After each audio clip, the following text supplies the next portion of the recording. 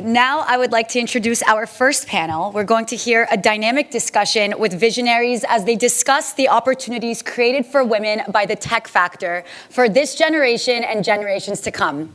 Please join me in welcoming our moderator, Gary Weinstein, the head of Global Regulatory Relations at Electric Coin Co., including our panelists, Janice Bryant Howroyd, Beverly Johnson, Nidhi Meeta Shukla, and Amanda Fielding. Welcome, everybody, and thank you, Wendy Diamond. Without your leadership, your vision, and your entrepreneurship, none of this would be possible. I'm honored to have been chosen to moderate this panel, and let me introduce our remarkable panelists. Let's start with Janice Bryant Howroyd, fondly known as JBH. Probably has more awards, businesses, and board engagements than anyone I've ever encountered.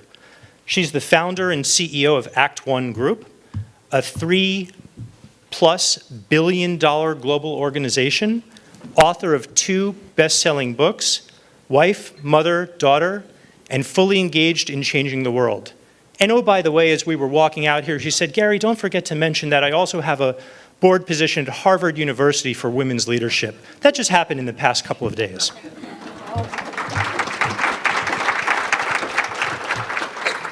Turning to Beverly Johnson, an iconic name whose journey has broken barriers in the fashion, beauty, and media industries.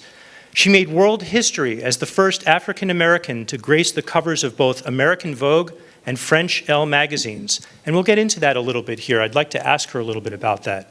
But she forever changed the beauty ideal in the fashion world. Beverly Johnson Luxury Lifestyle brand is dedicated to present the finest of beauty, health, fashion, home, and lifestyle. And if that wasn't enough, she was named as one of the 20th century's 100 most influential people in the fashion industry by the New York Times and listed as Oprah Winfrey's 25 top legends.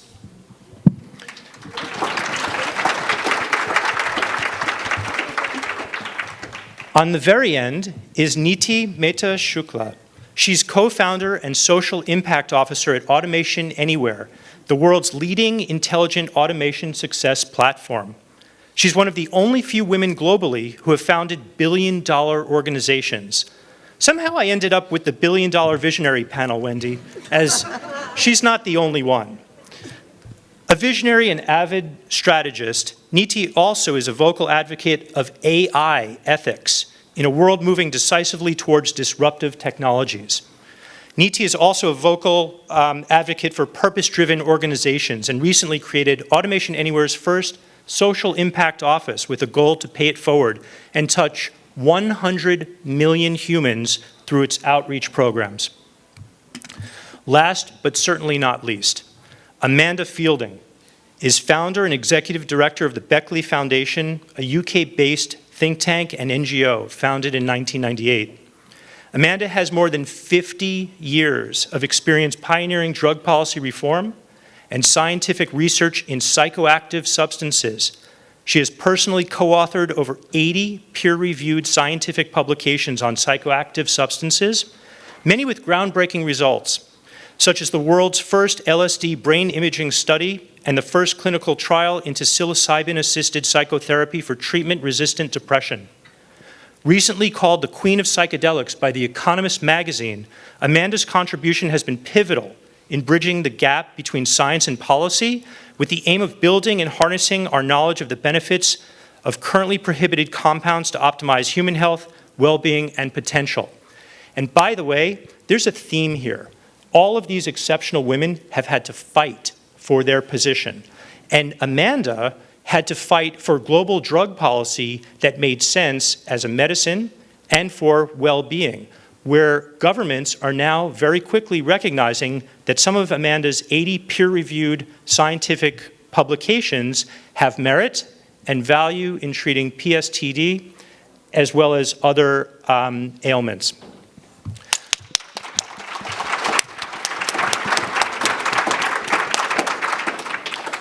So I'm Gary Weinstein. I'm head of global regulatory relations for Electric Coin Company, ECC.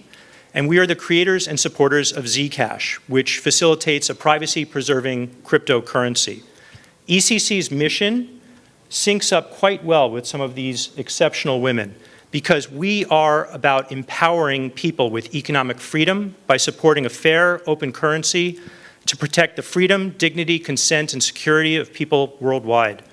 I've practiced law for 28 years. As a former regulator, a New York State Assistant Attorney General in the Antitrust Bureau, I investigated and prosecuted antitrust matters, including international horizontal price-fixing conspiracies. Before joining ECC, I was in-house counsel, senior vice president, acting general counsel, and chief privacy officer for a national consumer financial services company to advance financial products for the unbanked. Freedom with financial inclusion has been a career focus and fascination for me. I'm also active in the cannabis industry, and I'm a member of the advisory board for the Last Prisoner Project, which is an organization dedicated to freeing nonviolent cannabis offenders from incarceration. In 2020, as lead counsel for that organization, I filed an amicus brief in the Supreme Court of the United States in a landmark marijuana federal legality case to declare the federal criminalization of marijuana unconstitutional.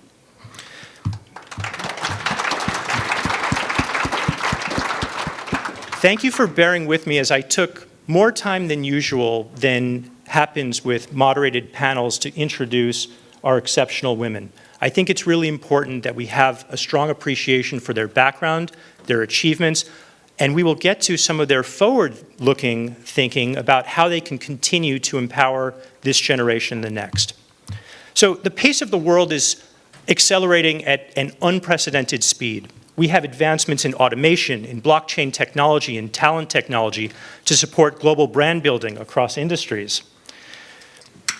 And even the reform of drug policies to advance medicine as human rights are tools for women's rights, freedom, dignity, and entrepreneurial advancements globally. We're privileged to hear from this dynamic panel, so let's just jump into it to see how this tech factor can empower this generation and the next. And I'd like to start with Niti Mehta Shukla. Technology is really about human enablement. More is possible 24/7 than ever before.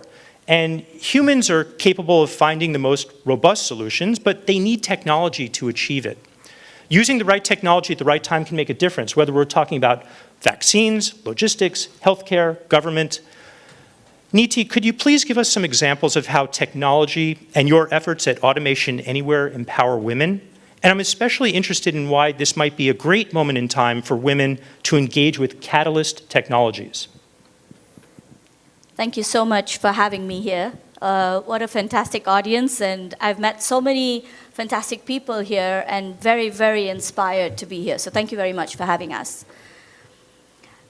As I said, technology is about human enablement, and the way I look at it, artificial intelligence gives you an opportunity in time to bridge the anti-bias or the bias gap that exists. So for example, if you are able to train the bots with less bias, the solutions that come out of technology are inherently less biased.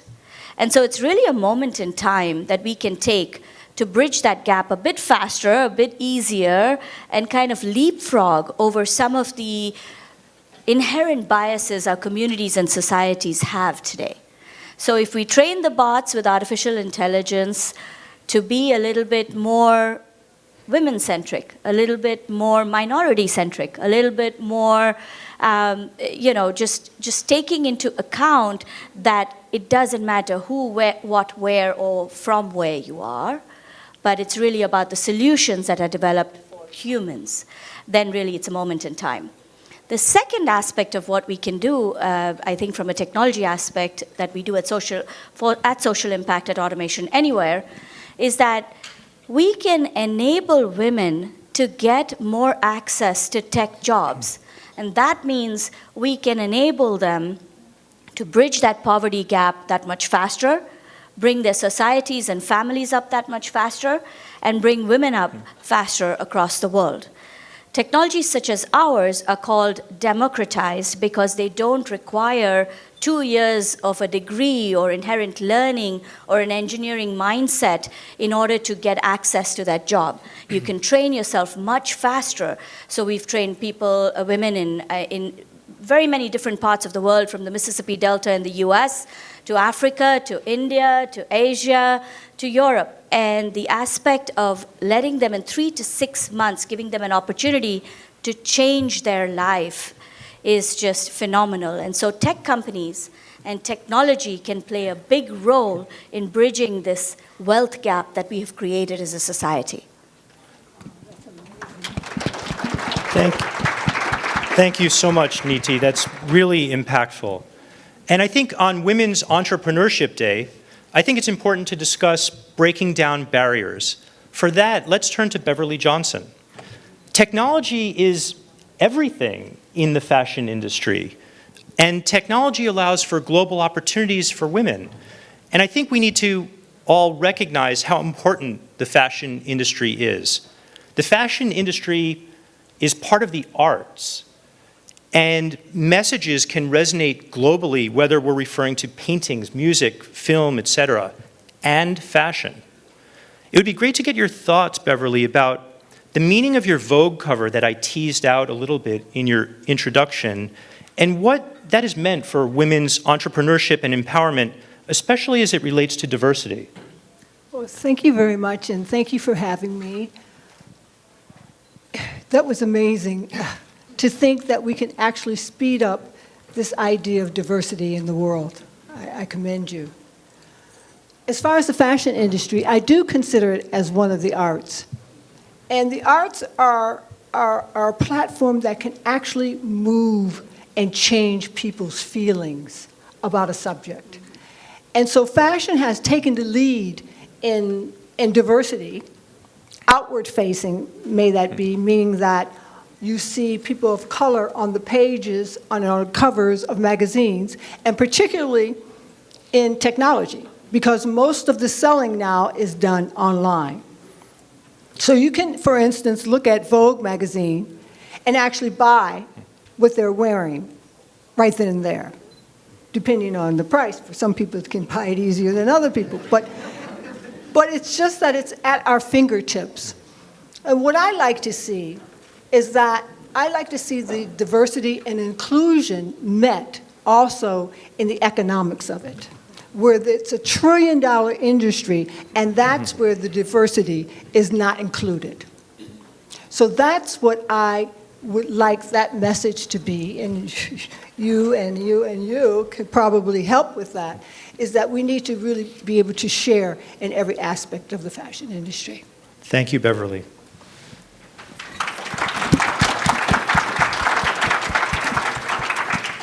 So we've talked a little bit about technology, and I would like to better understand the technology inside the human brain. For that, let's hear from Amanda Fielding. Amanda, when you and I spoke, we discussed your research, your very impressive research, and current science advancements in how psychedelics, whether that's LSD or psilocybin, the active ingredient in magic mushrooms, are being used to provide relief to people suffering from depression, addiction, and even anxiety. And it's even being used to improve the lives of healthy people. It would be great if you could elaborate here about the scientific revolution taking place around psychedelic drugs. But I'm also interested in having you discuss a bit more about how women's brains are different from men's brains and how psychedelics can serve to empower men to think more like women. Empowering men? Wait a second, that's a little bit funny on Women's Entrepreneurship Day. But I think you know where I'm going with this high compliment for the neuroscience superiority of women. Well, thank you so much for asking me here. And I look on psychedelics as a new technology of the mind. Now, it's not really new, because our ancestors at the very beginning of human civilization were using these techniques. So it's a renewing of the technology of the mind.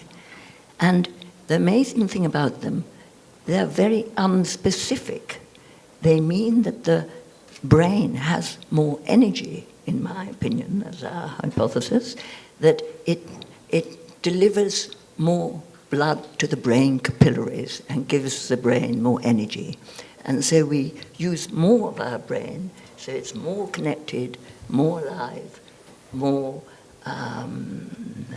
non-specific in how it works. And I think, as you say, the more kind of chaotic, instinctive brain is a female style of thinking. And in a way, by making these compounds an integrated part of not only medicine, but I think a new form of thinking, a freer, looser, more accepting form of thinking, we kind of break down some of the barriers between the male and the female approach to thinking, how our minds work. And I think that's good, because working male and female together is absolutely creative and wonderful. And it's likely what shows in our brain imaging, and this wonderful brain imaging, because actually you get a picture of the brain. It's like art. You suddenly see what's happening inside when you are having a certain experience. And what it shows is that the brain is enormously more connected throughout the whole brain. So suddenly, instead of just using a small part of the brain, we're using a mass of the brain. And so the type of thinking is different. And I think humanity, and indeed the individual, can gain from that new form of thinking. Not that everyone will want to take these compounds, but we have shown now that they can radically help overcoming psychologically based illnesses like depression, addiction, existential suffering, and mental illness is increasing exponentially at the moment. We're living under a lot of strain and a lot of need of change. And so I think it's very timely happening that these compounds are now coming back into civilization. And I look forward to that happening.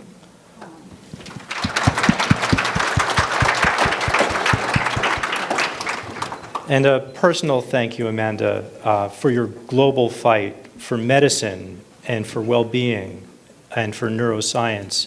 And thank you for traveling all the way from Oxford to be here with us. I know many of you have traveled far, so thank you to everybody.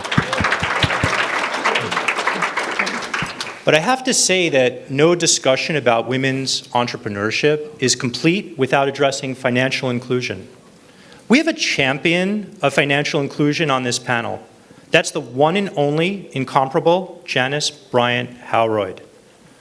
Janice, you are known for significant contributions to women's entrepreneurship. It would be helpful to hear from you about how, for your entire career, you have championed this notion of bringing Wall Street to your street and assisting the unbanked, what might be called the unmoneyed people of the world. Please share your insights. It would be very, very much appreciated to hear about how you have continued in this fight.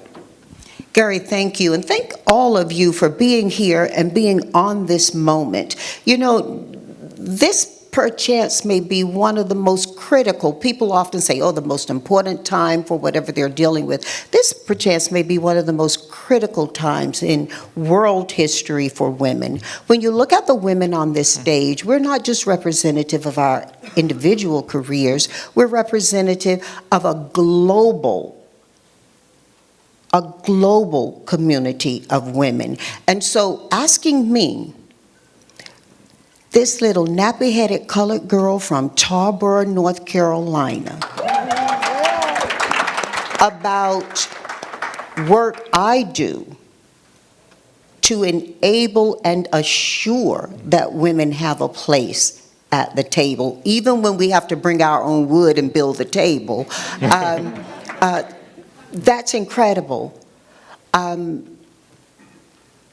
me give instances, because having lived for 70 years, there is a lot to talk about. Let me give instances. One of them is when Barack Obama was president, he initiated legislation that I think democratized capitalism.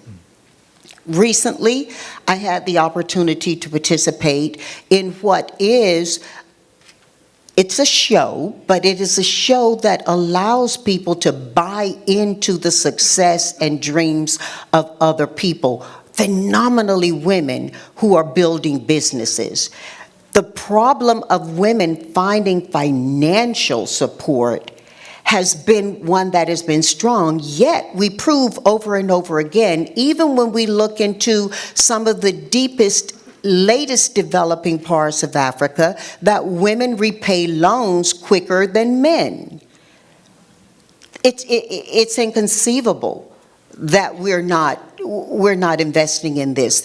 Coming here from Washington, D.C. in a car last night, I was leaving two organizations that are deeply focused on inclusion. And it's very important that everyone in here understands that it's insufficient to speak about diversity without speaking of inclusion. Beverly eloquently suggested there is diversity, no, you actually stated, there is diversity in the fashion industry. Inclusion behind that industry is what we're all looking for. I mean, we're not how many minutes away from Dapper Dan, right? You know, and looking at how you get inclusion into something you're so creative and supportive and elevating to. Those two events I referenced that I left in DC, one is called WED, Women's Enterprise Network, right? And there's some people in here, including Bill Caffer, who strongly support this. Men are a big part of the conversation about inclusion for women, and he deserves applaud for the work he does through JPMC for women. Through Bill's sponsorship and many others, WeBink is able to advance women not just in how we look at finding finance, but also a conversation was happening that was more robust than some of my corporate members, Gary, around ESG. All of us are focused on environment, social, and governing principles of how we conduct business. Teaching women and women teaching women on this is incredible. Leaving that event and staying in DC, I was able to participate in an organization I serve on the corporate board of, NGLCC. This is about LGBTQ plus membership at the chamber level. We're talking about chambers of commerce. I think the conversation on how we support women today is broader than just whether or not we get loans, whether or not we understand the principles of financial management and leadership. And by the way, it would be incredibly beautiful for each of you to look at how you can individually support financial literacy for girls and women. This is very needed. There are so many organizations that dip into, lend, or innovate around financial literacy, stimulating that toward how women participate in that is still want for a lot more energy, a lot more inclusion. You mentioned Harvard. So I am the new chair of the Women's Leadership Board housed out of the Kennedy School of Government at Harvard. I'll close my comments with this. Some of you may have already seen, all of you must see, She Said. She Said is the movie that Ashley Judd shines in. What a paradoxical statement about the subject, being that the subject is about women who speak up for the things that we have hidden so long. I was sharing with a young lady walking to the green room earlier that this movie, Ashley and Julie, one of the reporters who broke the story on Harvey Weinstein. Mm-hmm. The movie She Said is about that. And you look at the power of one man that movie is not a movie simply wow, what a statement, simply about sexual abuse that women undergo. It's about human abuse, the disability to build a career, to be blacklisted from an industry, and to have an opportunity to fulfill on everything you've prepared for in your lives. We have to be very attentive to how we support media. That's why I say it's kaleidoscopic, it's multiplicit in the need for how we work for women. And I am thrilled to be able to do that through entrepreneurship and STEM. Thank you.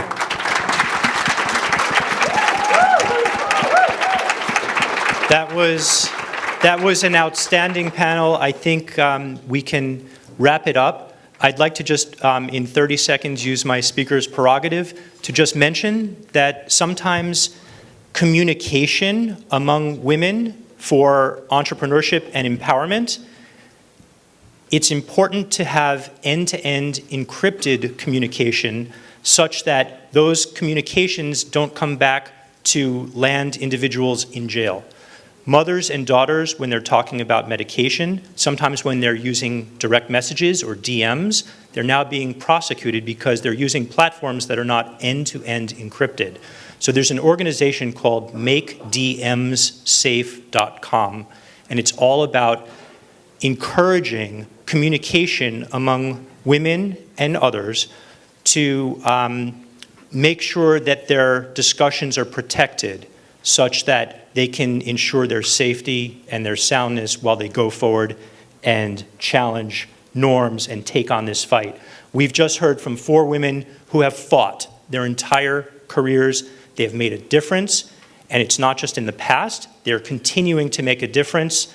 Niti, Amanda, Janice, Beverly, thank you. Please join me in thanking these incredible panelists.